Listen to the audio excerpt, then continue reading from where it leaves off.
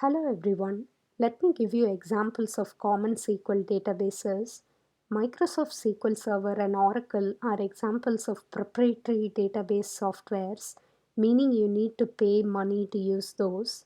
Large corporations use these database softwares. MySQL, PostgreSQL, and SQLite are examples of open source database softwares. Personal users prefer to use open source databases. Once you learn the query language associated with a specific SQL database, it should be fairly straightforward for you to learn the query differences between SQL databases. We'll be using SQLite as part of this course because of multiple reasons. Firstly, SQLite's license is so permissive that you'll be able to take SQLite, come up with your own improved version of SQLite, and even sell it. SQLite is very easy to install and use.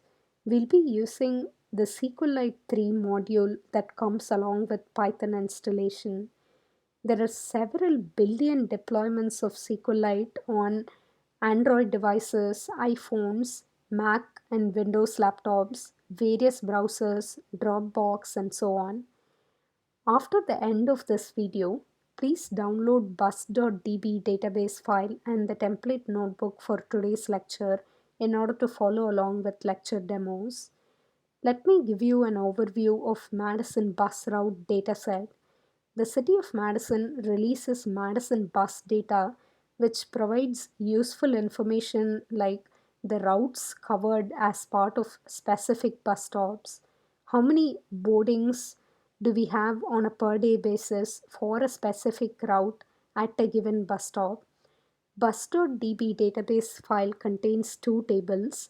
The first one is the routes table, which provides useful route URL information for individual routes.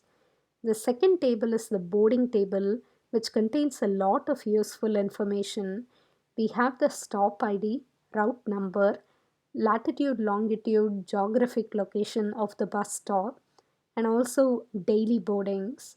Clearly, we cannot have 1.03 human beings board Route 27 at stop 1163. We are seeing floating point value for daily boardings column because it's average daily boardings.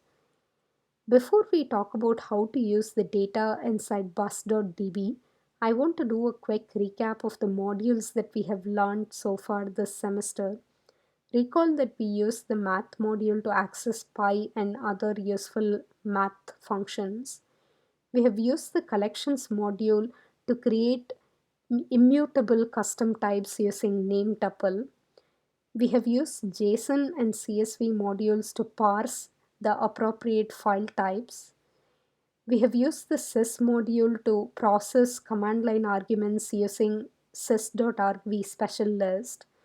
Recall that OS module provides a lot of useful file system based functions, including mkdir, sfile, sdir, and the very useful function of os.path.join, which will ensure that our code is portable.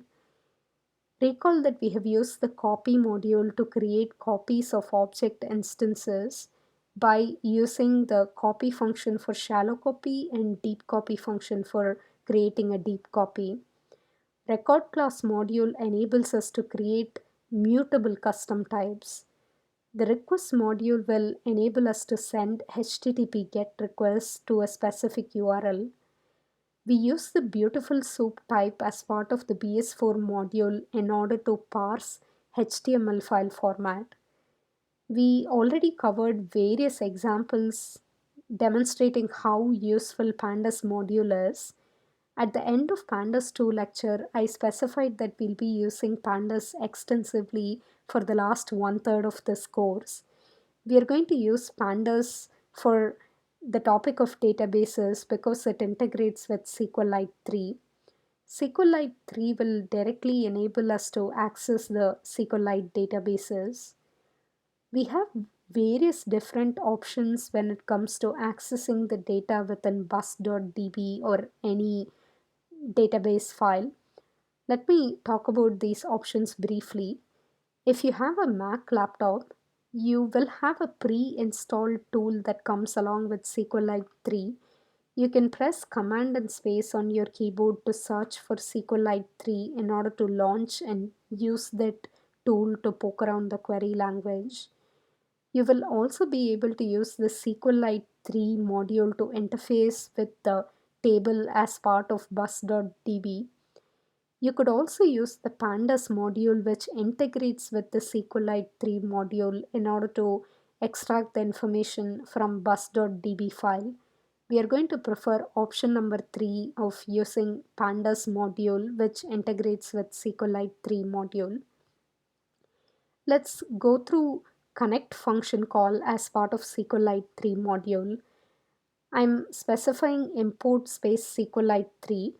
I'm going to invoke the connect function as part of the SQLite 3 module by specifying SQLite 3.connect, open parenthesis and close parenthesis. As an argument, I need to pass the relative path to the database file.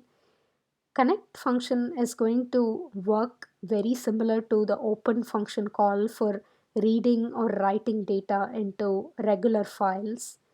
The main difference between open function call and connect function call is that we do not specify a mode of the connection explicitly when we invoke the connect function call.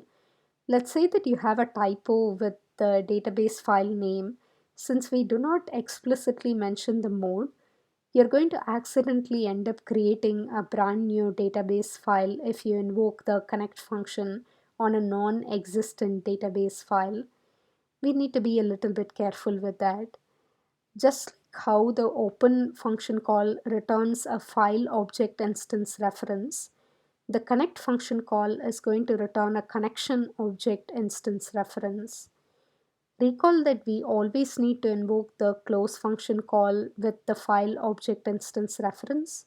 In a similar way, we will have to close the SQLite 3 connection by typing connection variable dot close open parenthesis close parenthesis.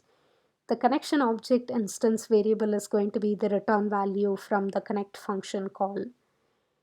Let's understand the read underscore SQL function as part of the pandas module. Observe that I have imported the pandas module with the abbreviation as PD. I can invoke the read underscore SQL function by specifying pd.read underscore SQL. This particular function call is going to take two arguments. The first argument is going to be this SQL query, which is equivalent to the questions which all of you have been answering as part of CS220 projects. The second argument is going to be the connection object, which is within the variable conn. The read underscore SQL function is going to return a pandas data frame which represents the result of the SQL query. I'll wrap up this video here. Between this and the next video, please make sure to download the required files.